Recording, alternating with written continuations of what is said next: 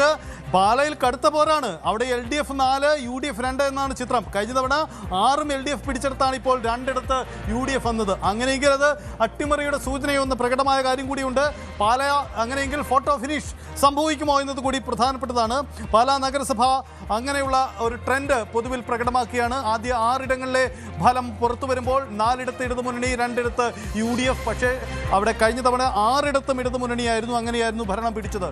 ഇത്തവണ മാറ്റത്തിൻ്റെ സൂചനയാണോ? കണ്ടറിയണം. ഇതാണ് ഇപ്പോൾ അവിടുന്നുള്ള ചിത്രം. കാസർഗോഡ് കാഞ്ഞങ്ങാട് നഗരസഭ ഒപ്പത്തിനൊപ്പമാണ്. കാസർഗോഡ് ജില്ലയിൽ കാഞ്ഞങ്ങാട് നഗരസഭ ഒപ്പത്തിനൊപ്പമാണ്. നിലവിൽ LDF ഭരിക്കുന്ന നഗരസഭയിൽ UDF-ഉം LDF-ഉം ഒപ്പത്തിനൊപ്പം. ഇപ്പോൾ പക്ഷേ നീലേശ്വരം മുനിസിപ്പാലിറ്റിയിൽ LDF ആണ് മുന്നിൽ. കാസർഗോഡ് UDF ജില്ലാ പഞ്ചായത്തിൽ മുന്നിട്ട് നിൽക്കുന്നു എന്നുള്ള പ്രത്യേകതയുമുണ്ട്. സജിത്ത്, ആദ്യ സൂചനയിൽ UDF കഴിഞ്ഞ തവണത്തേക്കാൾ വളരെയധികം മെച്ചപ്പെടുന്നു എന്നുള്ളതാണല്ലോ അല്ലേ? കാസർഗോഡ് സാഹചര്യം അതാണ്. കാസർഗോഡ് കാഞ്ഞങ്ങാട് നഗരസഭ ഒപ്പത്തിനൊപ്പമാണ്. അവിടെ നിലവിൽ ഇടതുമുന്നണിയുടെ ഭരണമാണ് കാഞ്ഞങ്ങാട് നഗരസഭയിൽ. അവിടെ ഇപ്പോൾ ഒപ്പത്തിനൊപ്പം എന്നതാണ് സാഹചര്യം. അങ്ങനെയെങ്കിൽ കാസർഗോഡ് ഇടതുപക്ഷത്തിന് പൊതുവിൽ വലിയ മേധാവിത്വമുള്ള കാസർഗോഡ് ജില്ലയിൽ നഗരസഭകളിലേക്കുള്ള ഒരു UDF മേൽക്കൈയായി അത് മാറുമോ എന്നത് കൂടി പ്രകടമാണ്. എന്തായാലും അറിയാം, ജില്ലാ പഞ്ചായത്തിൽ ഇഞ്ചോടിഞ്ചാണ് കാസർഗോഡ് പലപ്പോഴും. അത് ഇത്തവണ ചിത്രം മാറുമോ എന്നത് ജില്ലാ പഞ്ചായത്തുകളുടെ കണക്കിൽ പ്രകടമാണ്. കൊല്ലത്ത് നഗരസഭകളിൽ 4 LDF-ന്റെ മുന്നേറ്റമാണ്. കൊല്ലത്ത് പരവൂരിൽ LDF-ന്റെ മുന്നേറ്റം, കൊട്ടാരക്കരയിൽ LDF-ന്റെ മുന്നേറ്റം, പുനലൂരിലും മുന്നേറ്റം, കരുനാഗപ്പള്ളിയിലും 4 LDF-ന്റെ മുന്നേറ്റമാണ്. പരവൂരിൽ ആദ്യ 4 സീറ്റുകളും 4 ഡിവിഷനുകളും LDF ജയിച്ചു എന്നുള്ളതാണ്. അങ്ങനെ പരവൂരിലും കൊട്ടാരക്കരയിലും പുനലൂരിലും കരുനാഗപ്പള്ളിയിലും മുന്നേറ്റം LDF-നാണ്. തിരുവനന്തപുരത്തും നഗരസഭകളിൽ 4 LDF-ന്റെ മുന്നേറ്റമാണ്. നെടുമങ്ങാടും ആറ്റിങ്ങലിലും വർക്കലയിലും നെയ്യാറ്റിൻകരയിലും LDF ആണ് മുന്നിട്ട് നിൽക്കുന്നത്. അങ്ങനെ തിരുവനന്തപുരത്തും കൊല്ലത്തുമായി 8 മുനിസിപ്പാലിറ്റികളിൽ 8ലും ലീഡ് ചെയ്യുന്നത് LDF ആണ്. പക്ഷേ മധ്യ കേരളത്തിൽ സ്ഥിതി വ്യത്യസ്തമാണ്. അങ്ങനെയാണ് 36 എന്ന മുനിസിപ്പാലിറ്റികളുടെ കണക്ക്. അതിൽ മലപ്പുറത്തെ 12-ൽ 11 നഗരസഭകളിലും ലീഡ് ചെയ്യുന്നത് UDF ആണ്. അതാണ് ചിത്രം പുറത്തു വരുന്നത്. ഒപ്പം പാലക്കാട് നഗരസഭയുടെ ചില വിവരങ്ങൾ കൂടിയുണ്ട്. അവിടെ BJP 3 LDF 2 UDF 1 ADS 1 എന്ന കണക്കാണ് വരുന്നത്. അവിടെ BJP പാലക്കാട് നിലനിർത്തും എന്ന സൂചനകൾ ആദ്യഘട്ടത്തിൽ തന്നെ പ്രകടമാണ് എന്നതാണ് സാഹചര്യം. ഒപ്പം തിരുവനന്തപുരത്തിൻ്റെ ലീഡ് നിലയിലേക്ക് കൂടി, കോർപ്പറേഷൻ്റെ ലീഡ് നിലയിലേക്ക് കൂടി നമുക്ക് പോകാം. തിരുവനന്തപുരം കോർപ്പറേഷനിൽ NDA തിരികെ ലീഡ് പിടിച്ചു എന്ന സൂചന കൂടി പുറത്തു വരുന്നുണ്ട്. നമുക്ക് വ്യക്തമായ ചിത്രത്തിലേക്ക് പോകാം. കോർപ്പറേഷനുകളുടെ സാഹചര്യം ഇങ്ങനെയാണ്. കോർപ്പറേഷനുകളിൽ 3 സംസ്ഥാനത്ത് 3 ഇടതുമുന്നണി, 3 UDF. തിരുവനന്തപുരം കോർപ്പറേഷനിൽ NDAയുടെ മുന്നേറ്റമാണ്. നഗരഹൃദയത്തിലേക്ക് വോട്ടെണ്ണൽ മാറുമ്പോൾ ശ്രീവരാഹം, മണക്കാട്, ചാല, ഫോർട്ട്, പെരുന്താനി ഈ വാർഡുകളിൽ, ഈ ഡിവിഷനുകളിൽ ലീഡ് ചെയ്യുന്നത് NDA ആണ് എന്നുള്ള വിവരം ഇപ്പോൾ കിട്ടുകയാണ്. അതേസമയം വഞ്ചൂരിൽ LDF ലീഡ് ചെയ്യുന്നു, ചാക്കയിൽ LDF ലീഡ് ചെയ്യുന്നു, വലിയതുറയിൽ UDF ആണ്, വള്ളക്കടവിൽ LDF ആണ്. ഇതാണ് ഏറ്റവും ഒടുവിലത്തെ വിവരം. NDAയുടെ മുന്നേറ്റമാണ് ഇപ്പോൾ കാണുന്നത്. തിരുവനന്തപുരം കോർപ്പറേഷനിൽ നേരിയ ലീഡ്. NDAയും LDF-ഉം തമ്മിലുള്ള മത്സരം. തൃശ്ശൂരിലാകട്ടെ UDF-ഉം LDF-ഉം തമ്മിലുള്ള മത്സരമാണ്.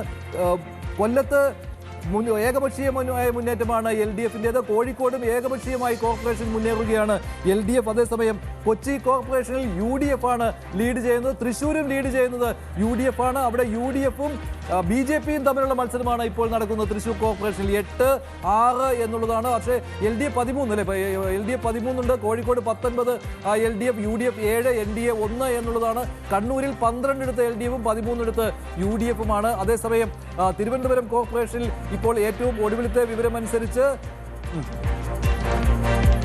തിരുവനന്തപുരത്ത് ലീഡ് ചെയ്യുന്നത് 11 LDF-ഉം 9 NDA-യും 5 UDF-ഉമാണ് അല്ലേ? അതാണ് ചിത്രം. കോട്ടയം ജില്ലയിലെ ചില അപ്ഡേറ്റുകൾ വരുന്നു. കോട്ടയത്ത് 10 പഞ്ചായത്തുകളിൽ LDF-ന് ലീഡുണ്ട്. UDF തൊട്ടു പിന്നിൽ 7 BJP 1 പഞ്ചായത്തിൽ ലീഡ് ചെയ്യുന്നുണ്ട്. മുത്തോലി പഞ്ചായത്ത് ആവാനാണ് സാധ്യത.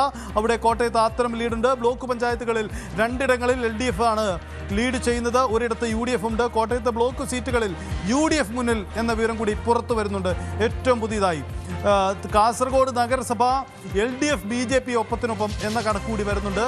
അത് ശ്രദ്ധേയമാണ്. കാസർഗോഡ് എന്ത് സംഭവിക്കുന്നു എന്ന കാര്യം വ്യക്തമാവേണ്ടതുണ്ട്. എന്തായാലും ആ തരത്തിൽ ഒപ്പത്തിനൊപ്പമുള്ള നീക്കങ്ങളാണ് സംഭവിച്ചുകൊണ്ടിരിക്കുന്നത്.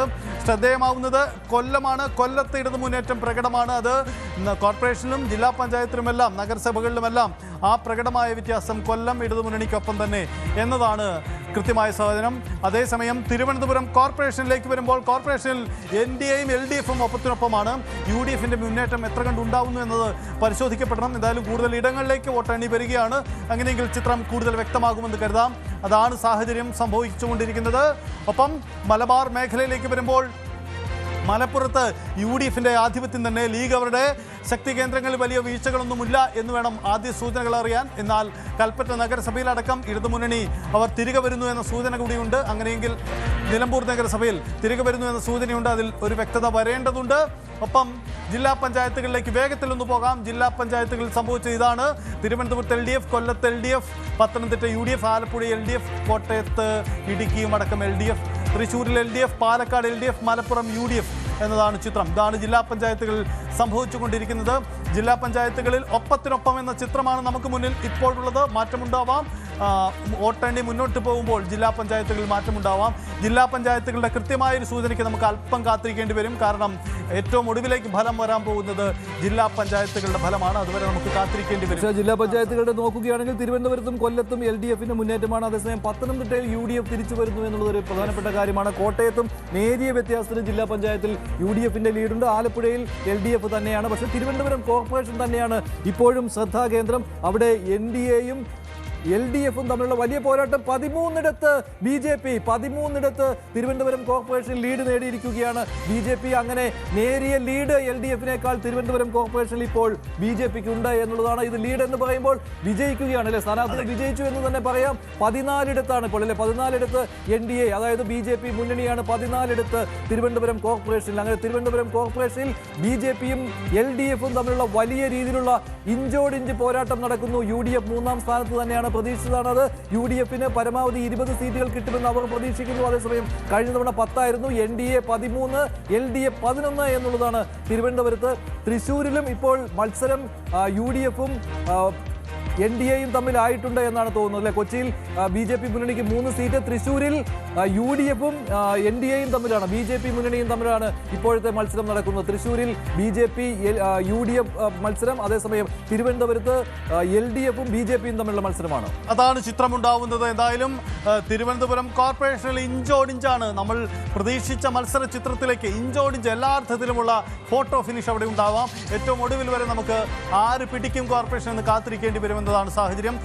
തിരുവനന്തപുരം കോർപ്പറേഷൻ NDAയുടെ മുന്നേറ്റം അത് വളരെ പ്രകടമാണ് ഇപ്പോൾ അവിടെ സംഭവിക്കുന്നത്. NDA നഗര ഹൃദയങ്ങളിലേക്ക് വരുമ്പോൾ കൂടുതൽ ഇടങ്ങളിലേക്ക് NDA സ്ഥാനാർത്ഥികൾ വിജയിച്ചു വരുന്നു എന്നാണ് ചിത്രം. ഇടതുമുന്നണി 2ാം സ്ഥാനത്ത് തന്നെയാണ്. UDF എത്ര കണ്ട് മുന്നേറിയെന്നത് പരിശോധിക്കണം. ഒപ്പം കണ്ണൂർ കോർപ്പറേഷൻ